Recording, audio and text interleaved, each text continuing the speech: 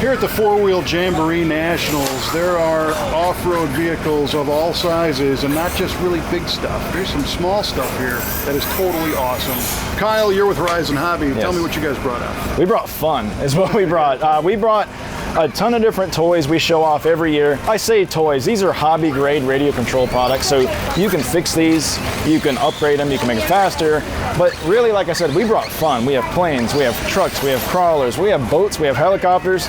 We brought it all, just like you said, scaled down a little bit. Well, and what's fun is that fun, that's going to be the key word. Yeah. You guys got a ramp set up out front. Yep. You've got a four-wheeler that's flying through the air. Not only that, but all of the static displays.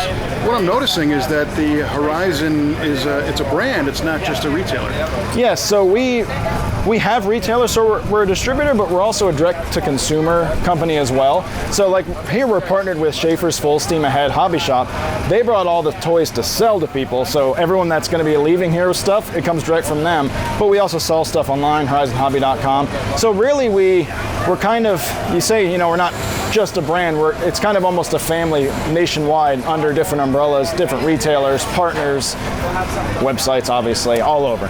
So what you're saying is there's really no excuse not to find you guys. No, absolutely not. Get your hands on something. And it's my job to make sure that people are finding us. So, yeah. So what's hot in the, and we'll just start with kind of the off-road RC car and truck market.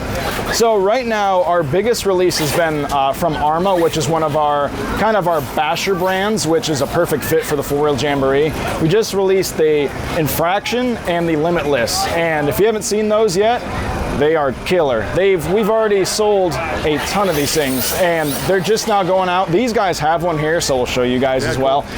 It's the hottest thing in the whole radio control market right now. These things will go 80 plus. Wow. Like real 80 plus, not scale 80 plus, full speed, 80 miles an hour, and they just look exceptional. They're a ton of fun, and we haven't even driven them yet, us here, but like I said, they got one, so we're gonna have some fun here.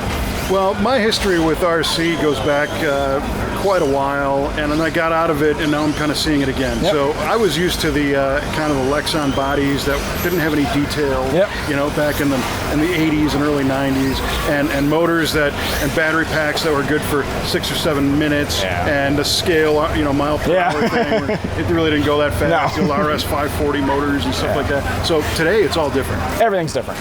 Everything's better, efficient, faster. Literally, it's never been easier to get into the whole industry of radio control, whether you're into planes, like I said, helicopters, boats, cars, trucks. A lot of this stuff you can buy, charge a battery, and start having fun. Back in the day, maybe back in your day, you had to, a lot of us racer guys, I do a lot of racing, we still build, we still wrench, but a lot of the stuff for the entry level, you don't have to do that. You charge a battery and you start having fun within 10-15 minutes. And the speeds are far more incredible. Oh yeah. Tell me about how the battery life is affected. Battery life, it's really how you play with them, but you'll see out here with us driving, we'll be out here 10-20 minutes easily on a battery. Some of this stuff, if you really nurse it, I don't want to say nurse it, but a lot of our crawler stuff, a lot of those guys are, you're rocking back and forth, you're climbing, you're not beating on that motor, beating on that battery, they'll last an hour. That's unbelievable. Yeah, so I mean, you'll see guys, probably you walking through here, you'll see guys driving these through here all day, and they'll maybe charge it 2 or 3 times, so that's very cool. And I think the charging time is quicker too. Oh yeah, a lot of the chargers will charge, I'd say a regular pack for like, say what's sitting behind us here, an Axial brand, you could have it charged 20 minutes, no problem. A lot of the higher end stuff, you could charge 5 minutes if you really wanted to. There you go. But the key there is to buy multiple batteries. Yes, 2. We tell people have 2. Some of these vehicles do take 2 batteries, so have 4. Right. But like these, if you have 2 batteries, you'll have fun. By the time you've killed that second battery, the first one's charged back up. Now, when we're talking about somebody who's getting into it, how complicated is it to really get started? Do you have to buy a controller separately? It used to be you'd have to get the transmitter and the receiver and the servo. Yeah, so a lot of the stuff, like I said, does come with everything. A majority of the kind of the intermediate fun stuff. We don't want to call it entry level, but a lot of the stuff you can do backflips with, wheelies, a lot of that you still need to buy a radio and a battery. So you buy the car assembled, and then you'll either bind up a radio you already have to the receiver in the vehicle, charge a battery. A lot of that's done because those once you kind of get to that second level, those guys already have batteries. They already have transmitters. So once you kind of pass that first or second truck, you're kind of reusing the stuff for your next one. So it's a little different probably from assembling everything all together at once, but at the same time, there's still an avenue for that channel as well. Sure, but it definitely sounds easier. Yes, it's way easier. Even from when so I've been in this like 15 years, even when I started, it was way different from now. I mean, every year, technology advances. It's the same thing with these, especially the electric technology, and you see the transmitters, the antenna's this big now compared to the fishing poles back in the day. It's very different, very efficient, and like I said, more economical really for someone starting out. You don't have to buy all this high-end stuff just to have fun. Sure. Now, another question I have is seeing the abuse that some of these things take. What are material construction these days? It depends. So that's one thing that people think that you want to have everything bulletproof, everything aluminum, steel. It's not the case. You need flex. You need something to give. So a lot of I learned that the hard way once. I made an aluminum bumper for something and ended up breaking the plastic chassis in half because it didn't have compliance. Something's got to give. And that's the hard thing to stress to people is the good thing about that is you can buy a couple extra of that one part. Like the classic example is spur gears. That's right where the motor hooks to the drivetrain. Normally you want that plastic because you want it to fail if you smack into a wall going 50. You want the motor to be able to give.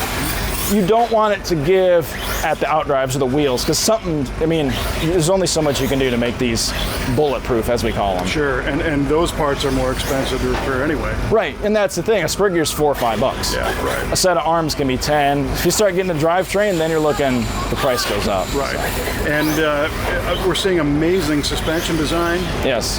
These things are able to launch and land safely and over again. It's almost too strong. Like you'll see us driving a lot of the Arrma brand, as I mentioned before. Some of the stuff you're like, there's no way it's not broke, and it just keeps on trucking. And every once in a while, we'll break something. But again, we're doing this all day. We're driving. We have. If you look in that trailer, you think there's 100 vehicles lined up. There's like 5. I mean, we'll put them through we'll put them through the full test all weekend here at the 4-Wheel Jamboree. Yeah. Well, and this definitely looks like the right place to do it. Tell me about what do you guys think of the show? We love the show because it's a great fit, especially for the surface side of things. So our cars, off-road stuff.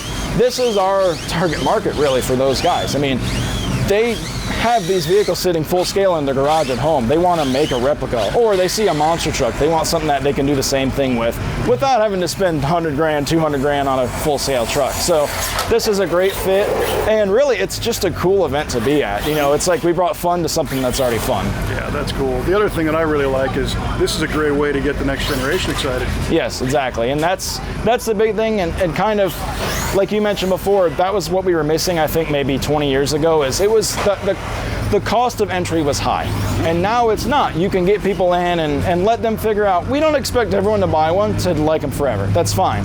You can buy your one, have your fun, and be done. But a lot of people, they'll go, I want something different. I want something faster. You can upgrade. You can buy something different, and that's kind of what's a lot easier now than in the past.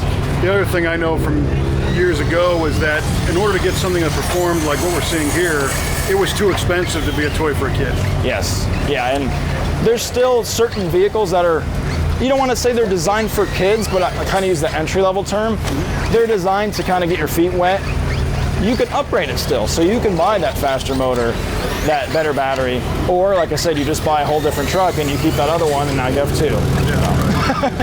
Well, listen, I really appreciate the time. I hope to get behind the wheel of something here. Oh, yeah. Where can people learn more? HorizonHobby.com, and then obviously follow us all over social media. We have Facebook, Twitter, Snapchat, Instagram, YouTube, obviously always big. We're always putting up stuff there. So just search Horizon Hobby. You should find us. If you don't, let me know. I will take care of it. There's no reason not to. Right. Kyle, it's a pleasure, buddy. Thank you so much. You are welcome. And I'm looking forward to having a little more fun here at the 4-Wheel Jamboree. Sounds good.